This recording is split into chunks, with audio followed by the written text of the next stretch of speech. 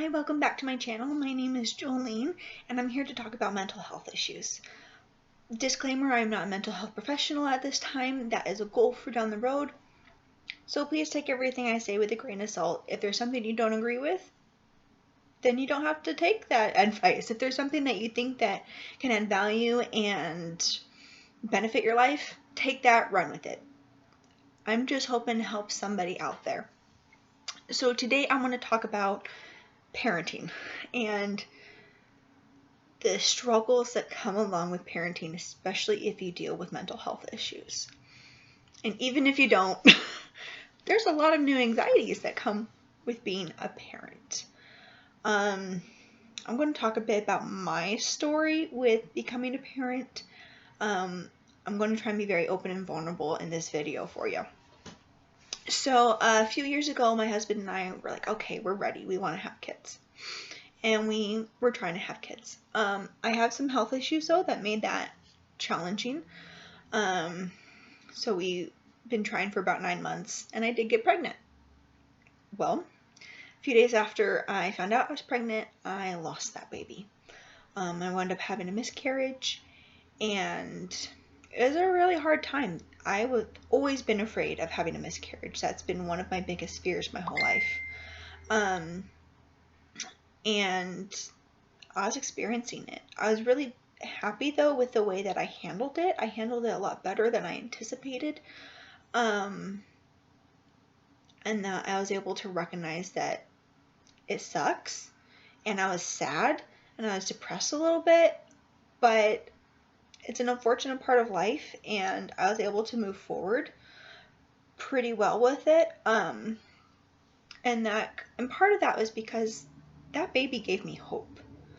I call that my hope baby because I had hope for what I could have for the future in a time where I was feeling desperate and just wondering if it was going to ever happen for us. So I wound up getting on some medication that it was able to help me.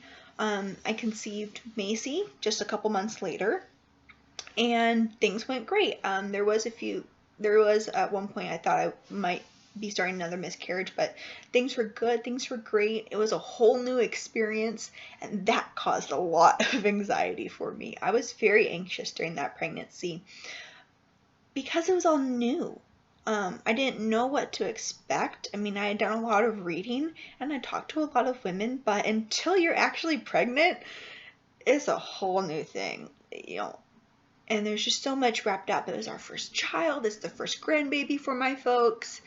And there's a lot of excitement, but a lot of anxiety. I'd taken care of a couple of babies before, but not for that long, and not newborn, and not, I was going to have to take care of a small person by myself. Well, not by myself, but I'm going to have to take care of a small person. I'm responsible for this child, and it's a living, breathing thing, and I'm like, so did a lot of reading, went to a birthing class. That really helped, because labor is scary. Especially when you haven't gone through labor before, and so there's just so much that can go wrong.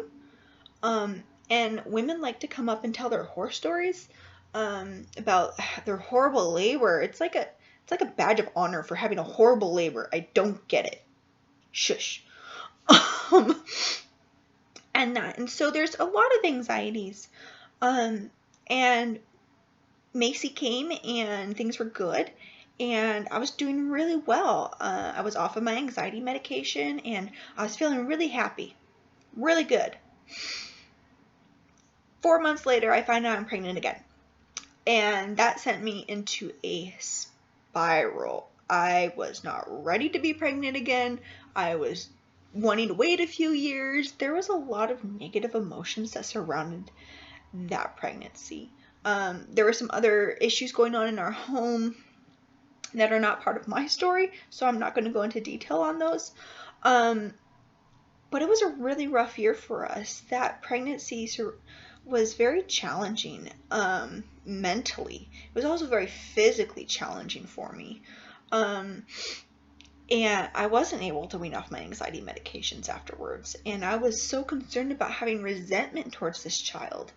And I had a lot of things to work through. It was nice that I had already known, I had just gone through a pregnancy, so I knew what I was going to expect.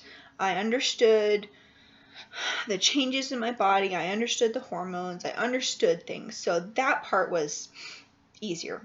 But overall, I had a lot more external stressors that I didn't have when I was pregnant with Macy. So my pregnancy with Lily was very challenging mentally. And for that reason, we're not planning to have more children. It's very challenging for me physically. I think because of my medical issues, it's a bit harder for me. Different women, some women have an amazing time. They love being pregnant. I don't like being pregnant. It's hard. It's like having the flu for 3 months when you start out. Then you feel great for a few months, and then it's just hard to move. And it's hard to do things, and you feel fat, and you're not, but it just, pregnancy is not my cup of tea. It's just not. So, the mental aspect is a huge reason of why we don't plan to have any more biological children. At some point, we may decide to adopt down the road. That's not on the table at this point. And with raising our girls, there's still so much anxiety that goes along with it oftentimes. Are they getting the proper nutrition? Are they going to be healthy? Are they going to listen? Are they going to grow up to be a good human being? Are they going to have the values that we want to instill? Are we going to screw them up mentally? With our own issues, especially since both of us deal with mental health issues. Are they going to have mental health issues? We both have learning disabilities. Are they going to have learning disabilities? Are other medical issues going to pass along to them? When it comes to discipline, what's the right way to discipline? There's always the debate of spanking or not, or timeout, or taking things away, or there's attachment theory of parenting, and there's so many different things and aspects of parenting, and it can get so overwhelming because, again, parenting is one of those things that everybody's got an opinion. Oh, you need to do this. Oh, you need to do that. Oh, my child is this, so therefore your child must be like that too. No. And the world we live in is not the same world that I grew up in. I can't parent my children the same way that my parents parented me. There's completely different societal norms, for one. There's a whole lot of additional dangers that weren't really there when I was a kid, with technology and the internet and things like that. And so it's a whole new world. And it can be overwhelming to try and navigate that. So what do you do? Well, you do your best. And recognize that your best is all that you can do and all that anybody can ask or expect of you. You try different things. You read, you research, you talk to other parents who have kids that act the way you want your kids to act, or that have the values you want your kids to have. Or no matter what area of life it is, I always say, talk to somebody who has what you want in life. In that area. So talk to parents who parent the way you want to parent, or have kids that are excelling or whatever. They have the similar challenges that you have. How do they deal with it? Talk to somebody. Have a community. Work on having a support system to help you. I've had that in my life, and it's been amazing. Having other moms I can talk to and be like, so my child's doing this. How did you deal with this? And it could be something simple like, Macy's been drinking out of her sippy cup and she keeps spilling the water all over herself. She just drinks it and then lets it leak out her mouth. And a mom is like, oh, that sounds normal for a new sippy cup user. I'm like, oh, okay. I don't know. It's my first kid. I don't know what's normal. So I think having people you can talk to that you trust and have what you want in life is extremely important.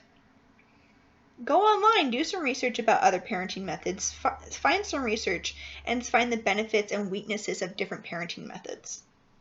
What's going to work for you and your family? Because what works for you may not work for me, and what works for me may not work for you.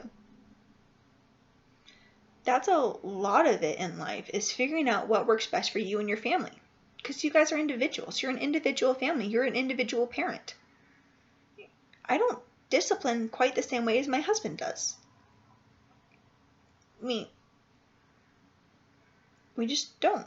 We discipline similarly, but he's a little more quick to jump on the gun of disciplining. Not the I think you know what I mean. And when they're crying, I'm trying, why are you upset? Are you having some big emotions? I can see you're upset.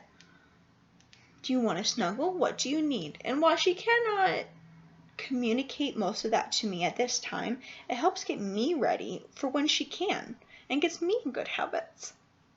So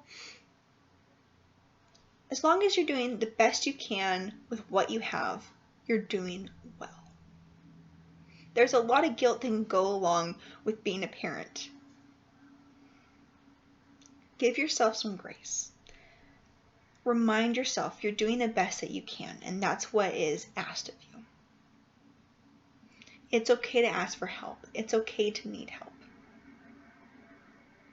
I needed help after having Lily. I had to get on antidepressants because I was definitely depressed. And those have made a huge difference in my life. And people have said how much they admire and are proud of me for things like that. And I was just like, I'm just doing the best that I can. I'm trying to take care of myself so I can take care of my family. I just was able to recognize it early because of what I had been through already. I'm here for you. If you need to talk, if you need to vent, and you've got my number, give me a call. I'm not handing it out to the internet though. Let go of the guilt, let go of the shame. Do the best that you can. That's all I ask. That's all anybody asks. So with that, I'll stop rambling. I hope you have a great day. I'd appreciate a like and a subscribe. Give me ideas of additional videos you'd like to see. And if you got any ideas for my background, give me, I could use that too. I'm trying to figure out where's the best place to film in my house that's also quiet. And so, yeah. All right, I love you guys. Have a great rest of your day.